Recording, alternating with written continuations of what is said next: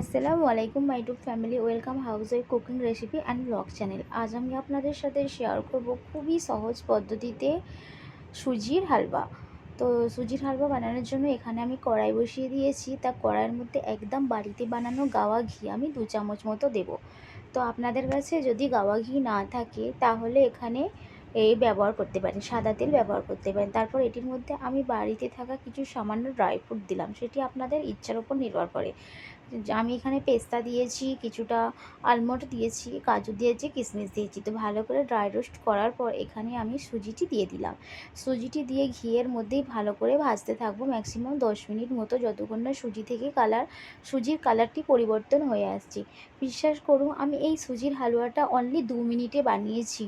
খুবই ইজি আর এতটা খেতে টেস্টি যে বলে বোঝাতে পারবো না। তো এইভাবে একবার বানাবেন। আর একদিকে আমি চিনির ক্যারামেল বানানোর জন্য এখানে ফ্রাই প্যানে চিনি দিয়ে দিয়েছি, যেটি গ্রাইন্ডারে একটু গুঁড়িয়ে নিয়েছি। আপনারা চাইলে এমনি গোটা চিনিও দিয়ে ক্যারামেল বানাতে পারেন। তারপর চিনিটি দেখুন আস্তে আস্তে গলে আসছে।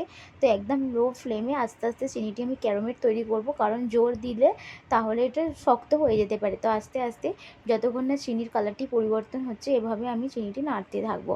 আর একদিকে সুজি তো আমি ভালো করে ভুনে রেখেই দিয়েছি। আপনারা যদি পারেন এই সুজির মধ্যে 1 চামচ বেসন দিয়ে দিলে আরও জানেন তো খুব সুন্দর খেতে লাগবে। তো আমার কাছে বেসন ছিল না, তো আমি এটা স্কিপ করলাম।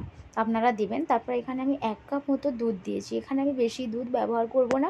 আপনারা চাইলে পুরো সুজির হালুয়াটা দুধেতেই বানাতে পারেন। তো আমি 1 কাপ মতো দুধ দিয়ে তারপরে পানি দিয়ে ভালো করে নাড়তে থাকবো। দেখুন কত সুন্দর কালারটা পরিবর্তন হয়ে আসছে। তো আরও নাড়তে নাড়তে যখন চিনির ক্যারামেলটা দেবো আরও সুন্দর খেতে লাগবে, জানেন তো খুব সুন্দর খেতে হয়েছে। আর এতটা ইজি যে আমি ভাববো যে এর থেকে ইজি আর কোনো রেসিপি হতেই পারে না। তারপরে এই যে চিনির ক্যারামেলটা আমি বানিয়ে রেখেছিলাম, সেটি সুজির মধ্যে দিয়ে ম্যাক্সিমাম 10 মিনিট মতো হালুয়াটি নাড়তে থাকবো, যতক্ষণ না পানিগুলো একদম গায়ে গায়ে হয়ে আসছে। তারপর আমি আবারও 1 বাটি মতো পানি অ্যাড করলাম। খুব সুন্দরভাবে যত ভুনবো সুজির হালুয়াটা ততটাই সুন্দর লাগবে। আর এতটা সুন্দর খেতে হয়েছে, অবশ্যই বানাবেন।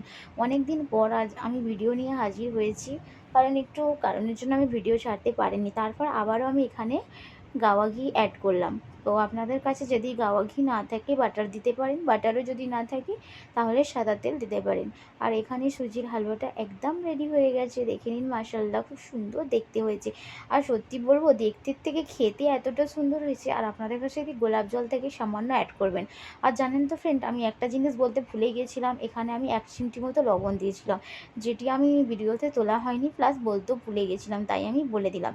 তো 1 চিমটি মতো লবণ দিয়ে দেবেন। আর এখানে আমার সুজির হালুয়া একদম রেডি হয়ে গেছে। ঝটপট আমাদের সকালের ব্রেকফাস্টের জন্য আজ আমি সুজির হালুয়া আর রুটি বানিয়েছি। খুব সুন্দর খেতে হয়েছে, জানেন তো। দেখুন, দেখে তো বুঝতেই পারছেন কতটা লোভনীয় হয়েছে। আর বললে বিশ্বাস করবে না, আমাদের হাতে যখন সময় কম থাকে ঝটপট রান্নার জন্য আমরা সুজির হালুয়াটা বানিয়ে নিতে পারি। 1 থেকে 1.5 থেকে খুব জোর হাইলি 2 মিনিট টাইম লাগবে।